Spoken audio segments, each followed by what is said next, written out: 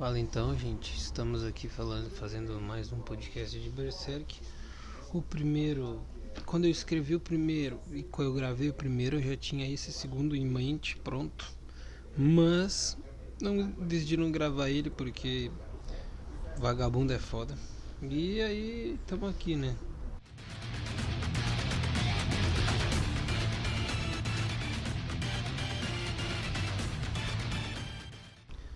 Nós temos já escrito há um tempão aqui na mão os tópicos e a gente vai começar a falar sobre eles antes que as coisas fiquem, digamos, enroladas demais.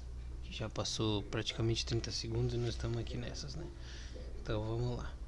Ora, o primeiro tópico que eu tenho aqui anotado é o simplismo. Eu acho interessante esse tópico do simplismo porque ele pode ser abordado de várias formas. Por exemplo, eu acho que Berserk não chega a ser uma obra complexa. Eu acredito que complexo seria algo mais voltado para o Westworld, sabe? Que você tem diversas linhas do tempo que se chocam e você não entende o que está acontecendo de fato ou algo realmente além da sabedoria comum que as pessoas têm, sabe? Algo que realmente você precisa de um certo estudo para entender. Berserk, eu acredito que você não precisa de um certo estudo para entender. Ele é algo não complexo, sabe? Ele é mais simplista do que complexo. Eu acredito que Berserk ele é mais profundo do que complexo, sabe? Ele é algo que trabalha a narrativa da história de forma simples, é tudo muito simples, é fácil de entender, mas é muito profundo, sabe? É algo que não é raso, não é você não vai pegar e dizer que Berserk passa por cima, sabe? É um negócio que vai realmente ao fundo de cada assunto que ele trata e procura sempre atingir o ponto certo e tratar das questões da maneira mais bem trabalhada possível, mas não é algo complexo, não é algo que você não vai entender, que você vai precisar de um estudo para entender, sabe? Ou que você vai precisar rever e rever diversas vezes para poder entender. É algo muito profundo que trata que realmente as questões que ele entra não são questões difíceis, e sim são questões que ele torna difícil, digamos assim, porque ele trabalha muito bem essas questões. É mais ou menos isso, né? Que nós temos então essa questão acaba nos levando para o nosso segundo tópico, que se ele não é simplista, se ele não é tão simplista assim, ele acaba por ser de certa forma clichê. Não acho que ele acaba por ser clichê. Eu acho que o Berserk, justamente porque ele não trata as coisas de forma da forma rasa que eu acabei de dizer antes, ele acaba por não ser algo clichê, sabe? Ele acaba por ser algo, talvez ele entre dentro da questão como algo clichê, por exemplo, um, a fantasia medieval é algo bem saturado no mercado. Você encontra diversas outras histórias sobre fantasia medieval, sobre reinos que estão numa disputa de poder. Mas se você for ver a era de ouro de Berserk, ele trata esse cenário geopolítico de batalhas medievais pelo trono e tal. Ele trata isso de uma forma muito profunda e muito que acaba por não ser a forma que geralmente é tratado. Então, acaba por não ser clichê, na minha opinião. Ele também leva essa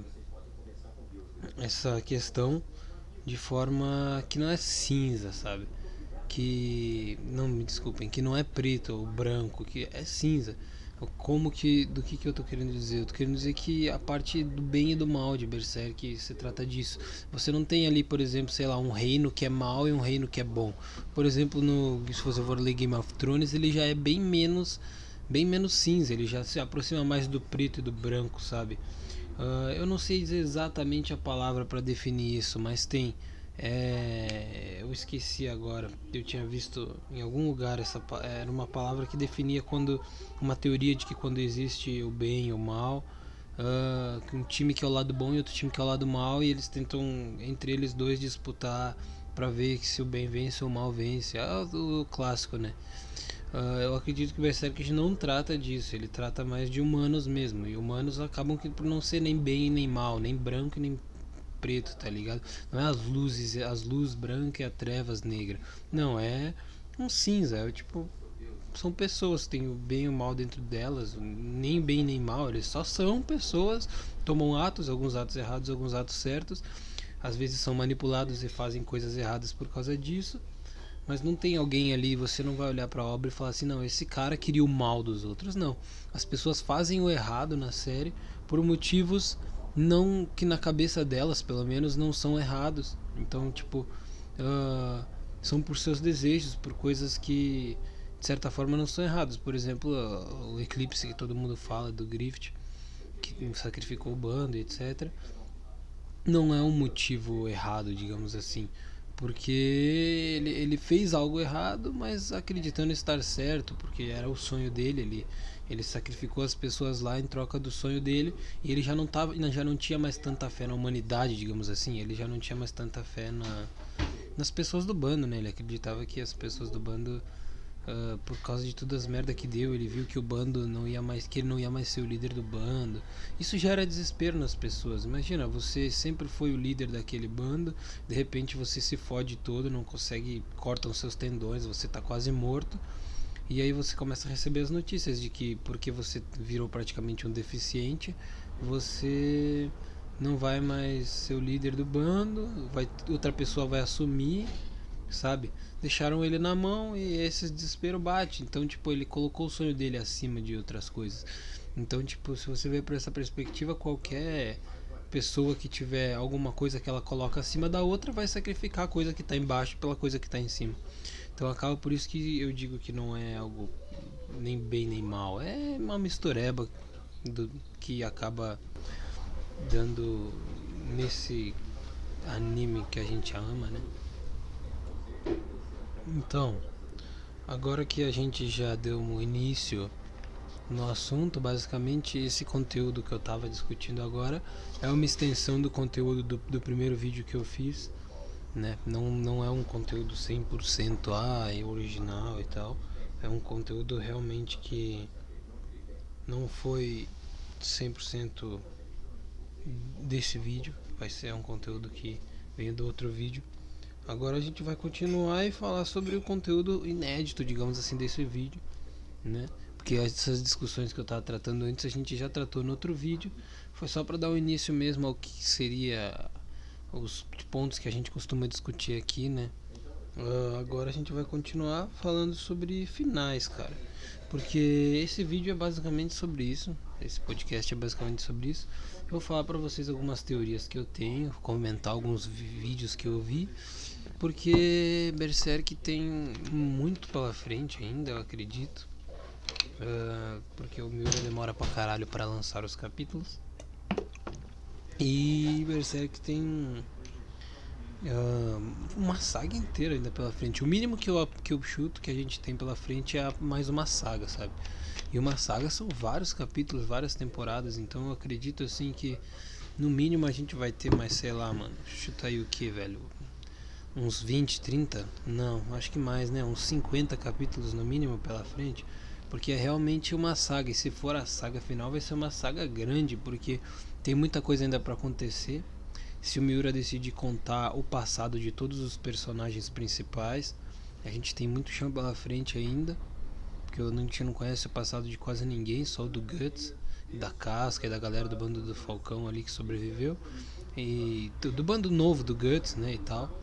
Eu disse bando do Falcão, mas seria o bando do Falcão agora é o do Griffith, né, que tem os apóstolos lá, que esses também não tem seu passado contado, tirando o Grumbed, que tem a novel dele.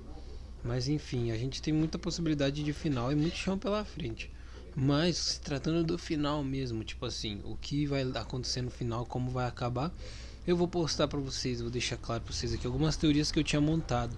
Essas teorias eu montei ano passado, quando eu fiz o primeiro vídeo. Então se vocês quiserem saber exatamente quando, volta lá no primeiro vídeo e vai ver quando a data que eu postei ele. Se bem que eu acho que o YouTube não mostra mais as datas, o que eu fiquei boladão, mas se vocês conseguirem ver ali a data mais próxima ali, vocês vão saber quando exatamente que eu lancei aquele vídeo. E daí vocês vão saber quando que essas teorias foram criadas. Elas não estão 100% atualizadas, digamos assim, por causa dos últimos capítulos que saíram. Não, também não estão tão longe assim, vai, porque essas teorias eu montei quando eu lancei o último vídeo. Isso aí, percebe que a gente sabe que tem uma frequência de lançamento bem baixa e deve ter saído o que? 3 capítulos no máximo. Então a primeira teoria é a teoria que eu chamei de teoria clichê, que é o Guts versus Grift, certo? Que onde eles dois vai acontecer batalhas, certo? Tipo assim, eles vão invadir o reino do Grift, eles vão invadir Falconia, vão tirar a galera pra porrada.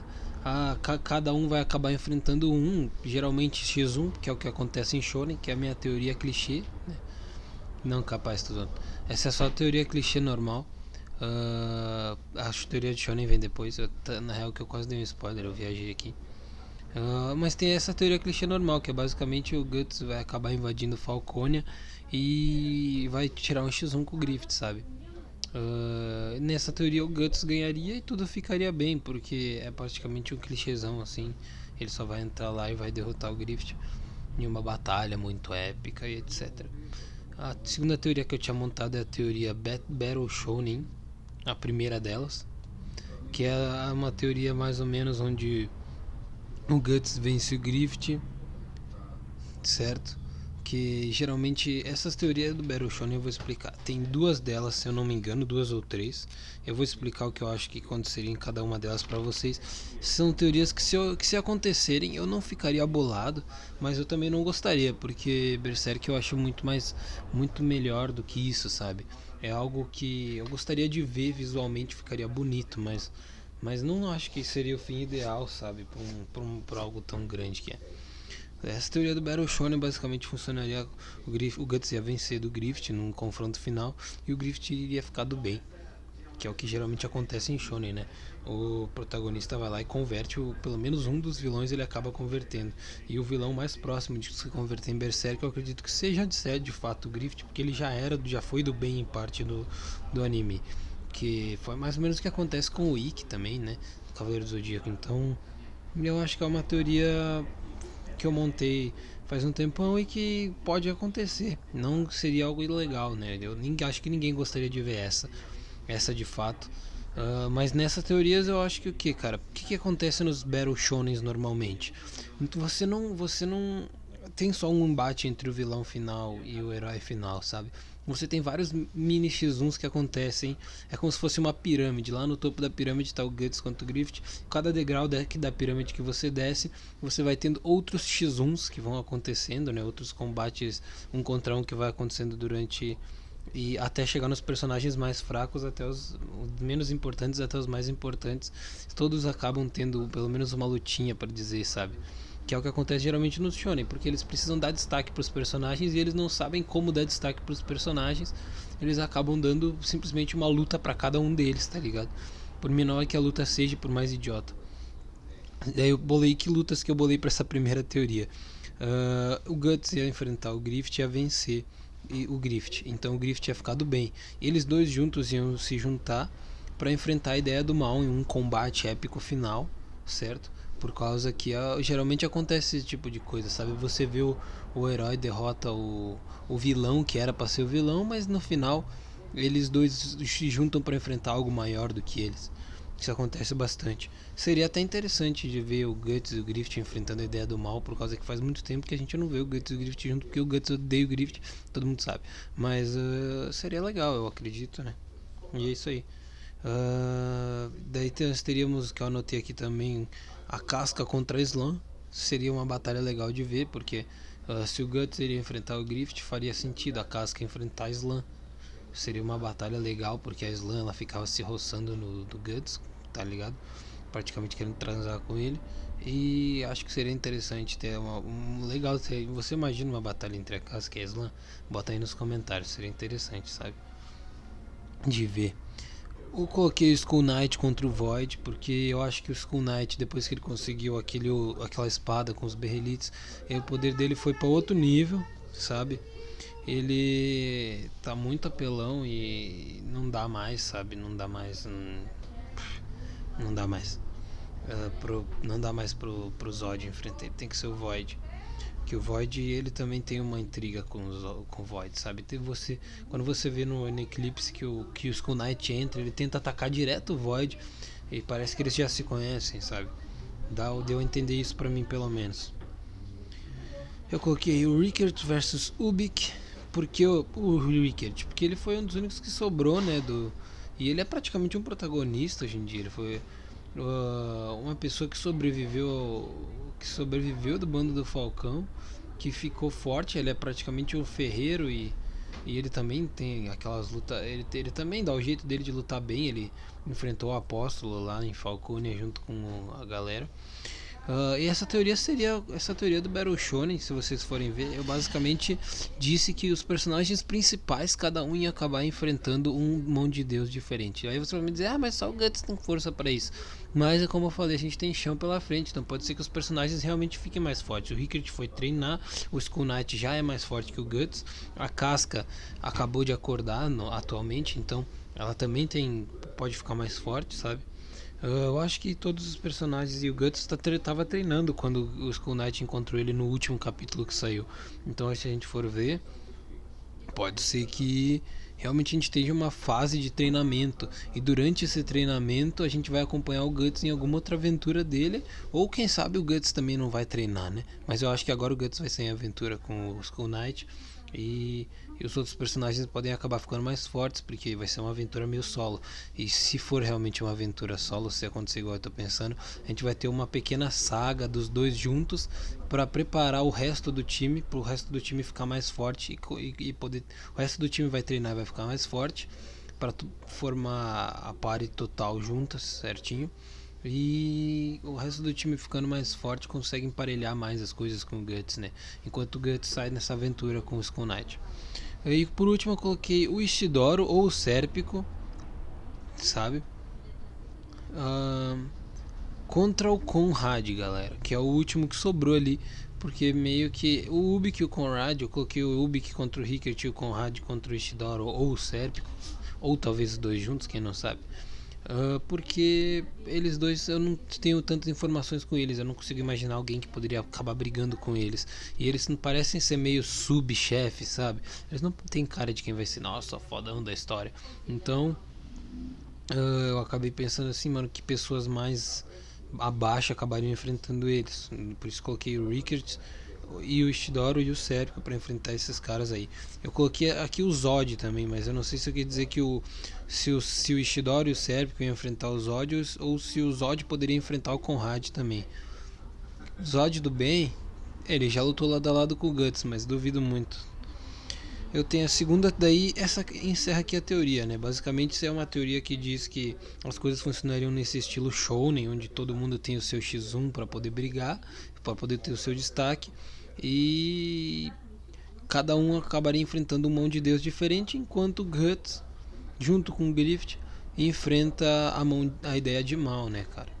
Nós podemos também ver um cenário onde o Griffith não enfrenta o Guts vai direto contra a ideia do mal e outra pessoa acaba se encarregando de brigar contra o Griffith. Seria um cenário interessante dentro desse estilo Battle Shonen.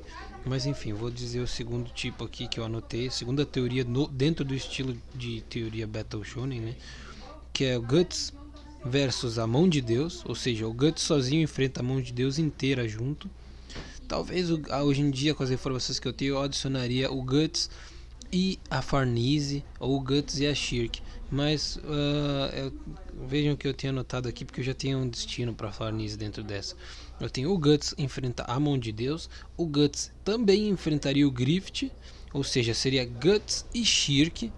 Imagina, Guts e Shirk contra Griffith e Sonya, porque a Sonya é como se fosse a Shirk do Griffith, né? Então você tem ali claramente um possível embate. Você tem um cara, um protagonista, o antagonista, a menininha do antagonista e a menininha do protagonista. Daria pra ter uma batalha. Eu pensei aqui também que a Casca e a Farnese juntas poderiam enfrentar a Slam, só que hoje em dia eu não sei se eu apoiaria tanto essa opinião, porque eu acho que a Farnese, tendo essa propriedade de cura dela, eu não sei se ela vai usar para justamente ajudar a Casca, o que ele poderia levar nesse final, ou se ela vai usar para virar a healer mesmo do time, tá ligado? A clériga muito louca, seria louco. Mas enfim, eu acho que vai ser interessante. Inclusive, como eu não faço review de Berserk, já deixo aqui dito pra vocês. Seria interessante a Farnese ter ser a clériga do time, sabe? A garota que tá dentro do combate curando a galera, quem sabe atacando com alguma espada, alguma coisa de ataque também. Enfim, eu coloco, continuando essa teoria, dentro dela eu coloquei também que o Skull Knight poderia enfrentar o Void de novo, porque sinceramente eu só vejo o Skull Knight enfrentando o Void. É o único cara que eu vejo ele enfrentando de agora em diante, porque ele tá muito forte para enfrentar o Zod. Ele poderia enfrentar o Zod também, sem problemas, mas eu acho que ele ganharia. Então, para ter uma batalha legal, seria o Void. E eu coloquei aqui o Rickert e os Cushions, que ele foi treinar com os Cushions, para quem não sabe, versus o Ubik ou o Conrad, ou o próprio bando do Falcão, para ter aquelas revanches muito loucas contra aquele que eles já brigaram antes, né? Então seria interessante também. Eu coloquei aqui o bando do Guts, mais os elfos e bruxos versus o bando do Falcão. Por quê? Porque eles estão ali atualmente na Ilha dos Elfos, né? Então a gente levar em consideração que aqueles caras ali acabarem entrando dentro daqueles, montaram uma tripulação, certo? Então se a gente levar em consideração que eles acabaram entrando dentro dessa, que eles acabam adentrando o bando do Guts para somar, para fazer ali o bando mais pica ainda, poderíamos ter essa batalha. Pensei aqui em o que? Eu acredito que os outros personagens do bando atual do Guts vão ter destaque também, porque tem muita gente no bando do Grift, então talvez tenhamos uns personagens aí que ninguém dá bola se destacando. Ó, quem sabe. Eu pensei assim, cara. Filho do Guts contra o Conrad ou o Ubik. Também seria uma possibilidade que acontecesse de batalha lá pro final. Eu tô jogando muito alternativa assim, mas esse podcast é para isso. Como eu já falei, são teorias que eu montei há muito tempo atrás, logo quando eu fiz o primeiro vídeo, e eu decidi usar isso, né, colocar isso em algum vídeo. Eu não fiquei escrevendo teoria para nada. Então tamo aí, é interessante também que a gente coloca as perguntas na mesa, né? Eu já chego aqui e já falo para vocês aqui, ó. O bagulho é esse. O que vocês achariam dessa luta? Vocês comentam aí, seria interessante, maneiro, top. Nós discutir esses assuntos, certo? Galerinha do grupo. Eu pensei aqui a terceira teoria que eu montei também segue o estilo de Battle Shonen ainda, mas está quase acabando. Essa aqui é a última teoria no estilo Battle Shonen. E eu pensei em que, cara? Na questão de casais, sabe? Que eu anotei aqui casais, Trindade e Guts. Eu não sei qual é que é essa porra aqui, mas é uma. Ah tá, acho que Trindade, acho que eu entendi. Mas ó, eu vejo aqui. Veja bem. Guts, Casca e Moonlight Boy contra Grift. E consequentemente a ideia do mal. No caso, seria o que poderia acontecer? O Grift no futuro poderia se tornar algo mais do que o que ele é.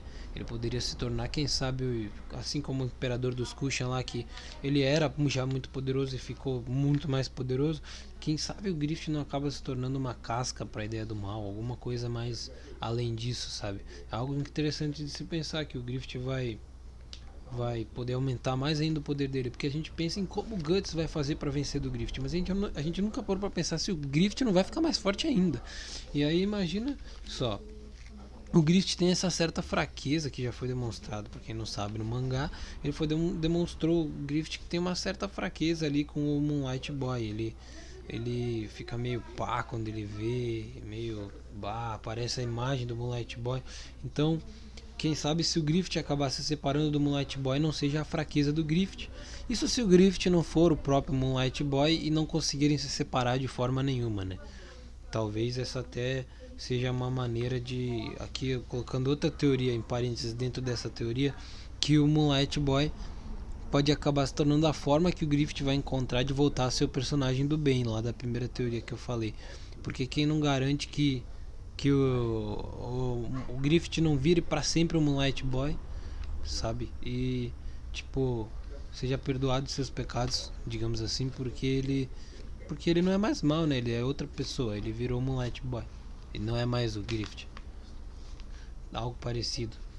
Sei lá, viajei agora. Mas, continuando a teoria, eu pensei em Shirk e Ishidoro contra Sonya e Mule, porque também é a mesma coisa. A Shirk é a criancinha pequenininha e o Ishidoro é o cara que fica enchendo o saco dela e cuidando dela. Contra a Sonya, que é a criancinha pequenininha, e o Mule, que é o cara que fica encarregado de cuidar dela. Então, né, seria legal. O Mule já brigou com o Ishidoro antes e a Shirk é amiga da Sonya, então seria louco ver esse combate aí. Pensei em também Farnese e Sérpico, porque, pô, né, os dois estão junto o anime inteiro. Contra algum apóstolo do novo bando de Falcão, seria interessante se vier uma batalha dessas. Mas, nesse caso, tem que ver qual apóstolo que eles vão enfrentar, porque dependendo do apóstolo que eles enfrentarem com o poder atual que eles têm, eles vão tomar um couro legal.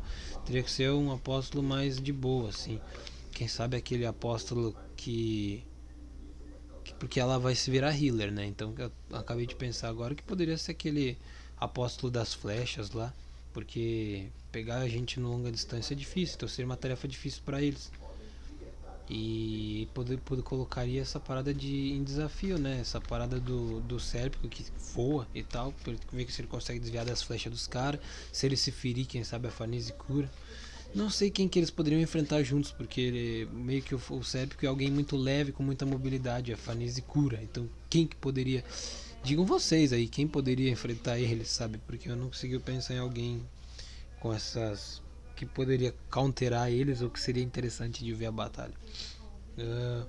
Também coloquei aqui a Casca e o resto do bando do Guts, que poderia ficar seguindo ela, né? Porque o Guts não é o líder daquele bando. Todo mundo segue ele porque todo mundo tem respeito a ele, mas ele nunca se declarou o líder daquele bando. Ele tipo assim, ele queria ser o lobo solitário. Aí a galera fica, tá ligado, lá enchendo a porra do saco do cara. E aí ele aceitou. Mas ele queria ser o lobo solitário, ele não queria ser o líder daquela porra. Então quem sabe a Casca vira líder, né? Ela já era praticamente a tenente ali, a sublíder do bando do Falcão na época lá da parada lá. Enfim, a Casca e o bando do Guts, sabe? Contra dois mão de Deus ou contra um mão de Deus. Não sei se eles dariam conta de enfrentar dois, mas quem sabe enfrentar um, né? Seria legal ver uma batalha, mano. Imagina um exército inteiro contra o Conrad ou contra a Slan. Se bem que a Slan não tem cara de quem tenha não tem cara de quem tenha golpes que consigam enfrentar várias pessoas juntas, mas o Conrad tem uma cara de quem larga a peste, né? Ele apareceu no meio dos ratos lá. Então, eu anotei também aqui novamente o Rickert e os Cushions contra outro monte de Deus, cara. E seria interessante ver essa batalha, porque tem aqueles Cushions que já são meio protagonistas, assim, dos Cushions, que aqueles caras, eles são bravos, mano. Aqueles caras são bravos, que isso daria uma briga maneira. Também pensei aqui em outra possibilidade de batalha que seria legal, que seria a Casca e o Rickert contra três... Não, calma. Casca, Rickert, Cushions e bando do Guts contra algum mão de Deus. Que talvez isso seja demais para eles enfrentar, porque depende do nível de poder que eles tiverem, mas quem sabe junto uma puta de um exército para enfrentar alguns mão de Deus. Tipo, eu acho que eles dão conta de uns 2, uns 3, talvez. Não sei, mas fica aí a dúvida. Será que se juntar todos os Cushions e a atual tripulação lá do barco inteiro do Guts, a Casca, que é uma boa líder, e o Rickert, que é um bom engenheiro e poderia montar estratégias boas também, ou pelo menos ajudar montando os equipamentos, não seriam interessantes? Não se dariam trabalho para algum mão de Deus? Eu acho que tudo essa cambada junta um mão de Deus, acho que eles levam, não sei.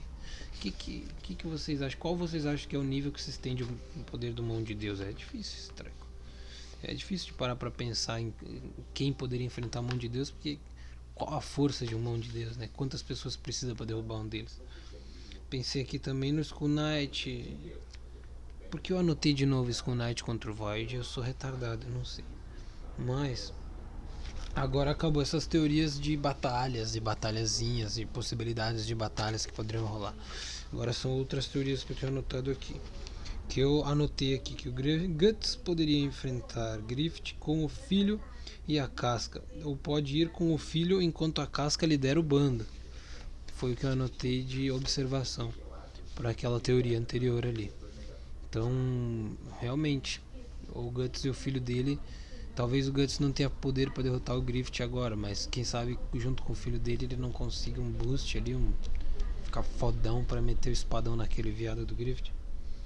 Continuando, pensei também num final mais feliz, em algo onde todo mundo sai ganhando, que seria um possível final que eu acho que não vai acontecer com os últimos episódios que saiu, por isso que eu disse que a teoria foi feita no passado. Poderia acontecer um final que o Guts acaba desistindo de ir atrás do Griffith, da vingança dele. Ele, sei lá, vai viver uma vida de boa com a casca, pega um navio, fica lá na Ilha dos Elfos, ou pega, no caso ele não precisa pegar o navio nesse caso, mas ele pode pegar o navio e ir para outro continente que não seja um continente onde o Griffith não esteja, vai viver uma vida de boa, ou fica lá na Ilha dos Elfos vivendo uma vida de boa. Se bem que é capaz do Griffith acabar invadindo depois de um tempo, de um jeito ou de outro, mas né. E o Griffith fica lá liderando o império dele, tudo fica tranquilo, but sad, digamos assim. Eu pensei também no final que esse eu vi na internet, na verdade, eu só fiz a questão de anotar aqui. O Guts usa o Berrelite. A galera agora que o Guts usa o Berrelite, eles querem que a putaria aconteça, né? Esse final aqui que eu anotei aqui. Guts usa o Berrelite e sacrifica o seu bando para ganhar poder suficiente para matar o Griffith. E após matá-lo, vê que a vingança nunca é plena, mata a alma e envenena. Porque eu não gosto dessa teoria. Então eu não consegui me aprofundar muito nela em como ela poderia se desenvolver, porque ia realmente ser. Se isso acontecesse, ia demonstrar que Berserk é só mais uma história triste, porque não teve construção, não teve desenvolvimento, a história não tomou um rumo, sabe? Você acabaria percebendo isso. Porque não tem sentido você repetir o ciclo. Não é Dark Souls onde você fica repetindo o mesmo ciclo várias vezes e as coisas sempre acontecem de novo, sabe? Tipo, porra, o Guts sacrificar o bando de novo. Ou Miura seria um gênio, iria pensar em algo muito legal para dar um fim, ou ia acabar que ia ter um fim merda. Tipo, ele ia só matar o Griffith, porque ele ia ficar muito apelão, e depois disso ele ia morrer. O que ia acontecer? Ele ia morrer de tristeza? Não sei. Não vejo um final muito. Algo onde seja legal, um final legal que essa teoria possui. Eu depois anotei aqui também o que o Puck pode usar o Berrelite. Essa teoria é maravilhosa, senhores. Senhores, o Puck usando o Berrelite. Imagina só onde isso pode nos levar. Isso pode nos levar a finais incríveis, senhores. Se o Puck usa o Berrelite, mano, aquele elfo safado gostoso, ele vai fazer o que? Ele vai usar o Berrelite e vai usar pra comer, porque eu não sei o que o Puck gosta, sinceramente. Vocês já pararam pra pensar o que faria o Puck feliz? Não sei também, ninguém sabe, porque o Puck ele quer comer e dormir, e eu não sei o que ele faz da vida dele. Mas enfim, eu tenho anotado que aqui o Puck usa ele para se tornar o soberano final e Guts tem que lutar contra o Puck em uma batalha épica. Guts obviamente perde, né? Porque o Puck é um deus. Mano, se o Puck já é foda, imagina ele usando um Berrelite, ele vai ser um deus. Nossa, de longe, isso é o final, melhor final que eu tenho anotado aqui. Eu tenho também anotado aqui o final onde a Sônia poderia ser uma espécie de traidora. Traidor! Tentou matar a Athena. Mas o que seria esse final, mano? A Sônia é amiga da Shirk, então ela pode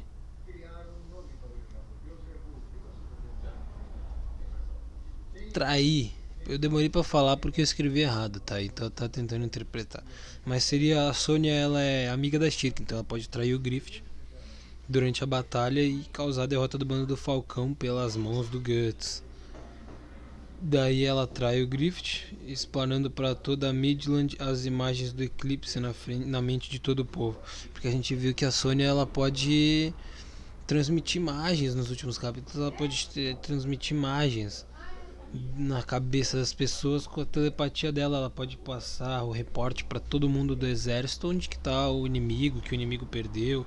Ela fez isso para um exército inteiro de trolls gigantes. Então ela conseguiria fazer isso pro povo de Midland. Ela conseguiria passar a mensagem de que o Griffith é um filho da puta e fazer uma revolta popular ali muito louca. É isso aí, gurizada. Eu pensei nessa daí também. Essa teoria é só isso mesmo, não tem muita coisa não. Seria uma forma legal de dar uma reviravolta pra história, né? Que fazer o povo ficar contra o líder lá, né? Porque o Griffith ele se provou ser um bom líder, na verdade. Ele provou que ele consegue fazer muitas políticas ali que para ajudar o povo e etc. Que os reis daquela época não estavam cagando e andando. Então ele fez uma parada massa ali. Mas ainda muito ruim, péssimo. Não, a gestão dele não tá boa ainda. Tá sendo legal, mano. Tá top, não tá top assim. Eu prevejo que algumas leis ali que ele criou é meio viajado. Mas foda-se, não vamos falar disso. Vamos falar que o povo poderia se revoltar. Depois eu tenho a outra teoria, mudando de novo, que deixa eu até ler porque essa aqui eu não sei de cor. Griffith perde por causa do recipiente que ele usa, o feto maculado no caso. Essa teoria é a última teoria que eu tenho, ou seja, está acabando esse podcast. Esse é o fim. Mas ele perde por causa do feto maculado, que no caso é o Moonlight Boy. E ele pode perder por causa que até então ele não tinha fraqueza, né? E a única fraqueza que nós podemos pensar, olha essa porra aqui do meu lado que tá acontecendo. Meu irmão tá falando com o cachorro e não tá respeitando a cultura. Mas enfim, o Griffith pode perder. E é isso aí.